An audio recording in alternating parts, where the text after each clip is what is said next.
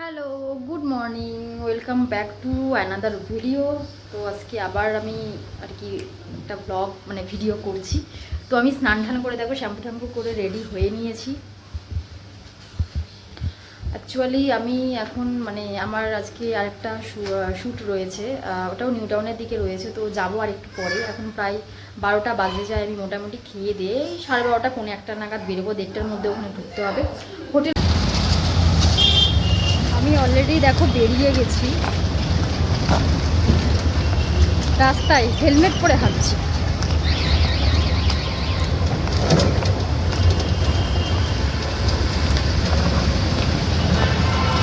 গাড়িতেই ছিলাম, গাড়ি থেকে একটু নামলাম, দরকার ছিল, ওই জন্য আবার যাচ্ছি।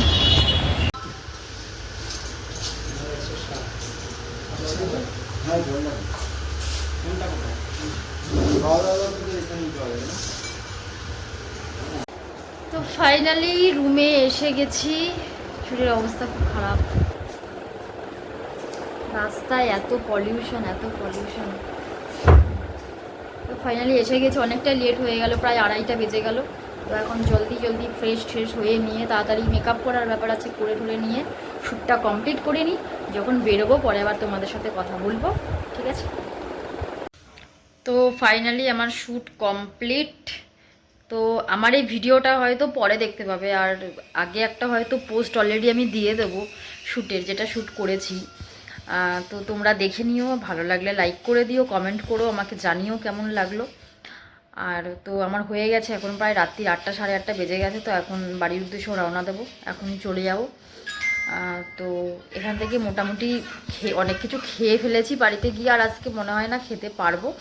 তো এইটুকুই থাকলো আজকে সারাদিন, যা করলাম, ছোট একটা আর কি ভিডিও তোমাদের। তো দেখো রুমটা এরকম ছোটোর মধ্যেই ছিল রুমটা।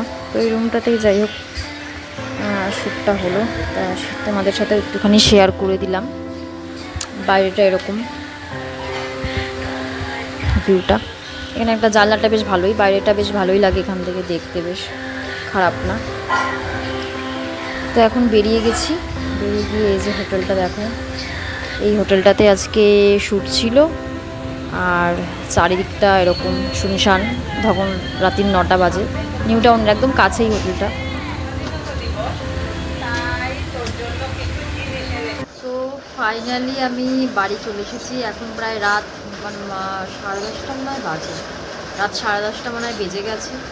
তো যাই হোক আজকের দিনটা তো কাটলো। তো চলো, গুড নাইট। আজকে ভিডিওটা অবধি রাখছি, আবার পরে কোনো একদিন আবার ভিডিও করবো। তো চলো, টাটা।